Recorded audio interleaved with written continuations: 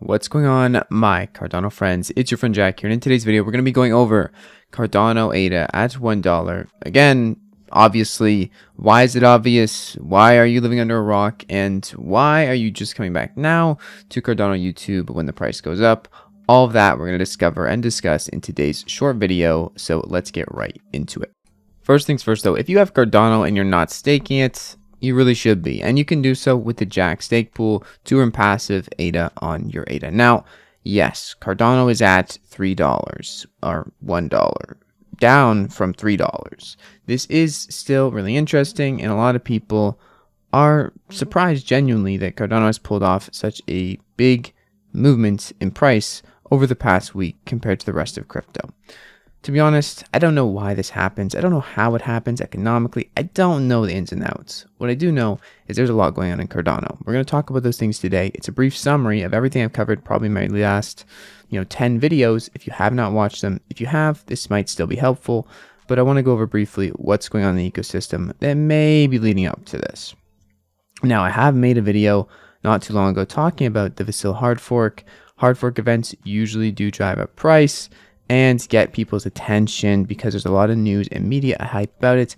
aka that might be why you are here watching this video right now, is because of all the coverage a hard fork gives a blockchain, especially with so much speculation and hype leading up to previous hard forks and price coming along with it. So I did make this video and this artistic creation about a week ago, and when I go to the next slide to show where we are today, it kind of came true. I'm not going to say it's all my fault, but it's all my fault. Now, that being said, there's a lot more than just price that goes along with an ecosystem. Cardano may be up a lot, and compared to the rest of crypto, it may also be up a significant amount more, but there's no saying that the price of Cardano lasts doing so much better than the rest of crypto. That's not the point of this video either.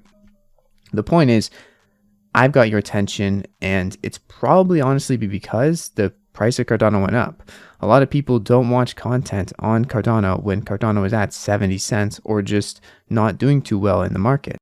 Now that I have your attention though, if you want to learn about Cardano, if you want to get really into it, you want to learn the fundamentals and the basics it's based on, I'll lead you to this video here, the whiteboard video. If you haven't watched it yet, please consider doing so. It'll be the first link down in the description. Along with that, today's video, shortly and briefly, I want to cover some things that are going on in the ecosystem right now that are pretty fundamental going forward for the rest of the year. First off, we do have the scaling that's taking place. Up to the Vasil hard fork and past it in 2022, we have a lot of scaling on Cardano. Matter of fact, we've had a lot of parameter upgrades already. I think we're in the middle of our 4th or 5th right now of the year, and we have 10 other ways other than parameter upgrades of scaling this year. So a lot of scaling is taking place, a lot more throughput, a lot more user friendliness. Side chains are coming. Matter of fact, that is another big thing I want to mention. Mokamada is launching next week. This is going to allow Ethereum, basically all the Ethereum tooling, to come to Cardano through Ethereum virtual machines on another blockchain. Okay, so there's a lot here, a lot more scalability coming. This Mokamada alone is something that is massive for the ecosystem to get more developers, to get more tooling, to make it more developer friendly, and then in the end, also make it more user friendly. Right now, we also have a lot of people discussing, and I made videos about this, if you want to go and check them out, liquid finance, a lending protocol, and more dApps coming to Cardano's ecosystem, but specifically liquid finance with stablecoins coming off the jump when their mainnet launches this year, probably next quarter or the one after, and then also things like up to 9x yields return on your DeFi loans. On top of that, in the ecosystem, we have so many quality DEXs launched and other dApps that it is very overwhelming to keep track of, and this is only going to get crazier as things like Mokamada bring Ethereum developers and Ethereum-based projects over to Cardano. Along with Mokamada, we have an ERC20 token converter, allowing any Ethereum-based token to bridge the gap over to Cardano and convert their token over. We're going to be seeing this first with Singularity Net's token, AGIX, and I will be doing that next month. I believe the launch date is April 15th for the mainnet. So another huge thing for Cardano, Ethereum token compatibility and bridging to Cardano's blockchain. As I mentioned, the Vasil hard fork is scheduled for June, and this will not only increase a number of things, but also transaction throughput, which tends to be what everyone is all worried about.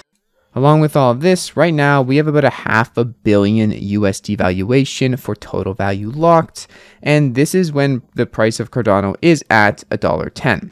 Say Cardano's price goes to $10, we now also pull a 10x in TVL. So keeping that in mind and keeping the fact that we have things like Mokamada and Liquid Finance coming into the space soon and other major dApps that we probably haven't even heard of yet that will arise, things we don't know about. All of this in mind, this TVL metric is super low in my opinion and has a lot of room to grow, and with that a lot more room for mainstream attention, price appreciation, and the fundamentals of Cardano grow, but also the hype and the price behind it will likely grow with it. I'm not going to say that the price of Bitcoin doesn't matter, because I do think that although Cardano is a great crypto, most of crypto is guided by the sentiment around Bitcoin. So keep that in mind. Everything taken into consideration, Cardano could do its best. Cardano could do so much for the world, but at the end of the day, right now at least, it appears that if Bitcoin were to tank, Cardano would likely fall with it in terms of the price and markets appreciation side of things.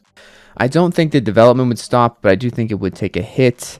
However, along with that, today we have some interesting news in terms of staked ADA. We have 74% of the market still staking their ADA, okay? This was down to 30 or 69% like last week. We had a huge whale come in with about 1.5 billion ADA and stake it, and we now are up to 74% nearly in staked ADA. This is all the ADA in circulation, and that's what the percentage is taken from, so that's quite the hefty amount of ADA.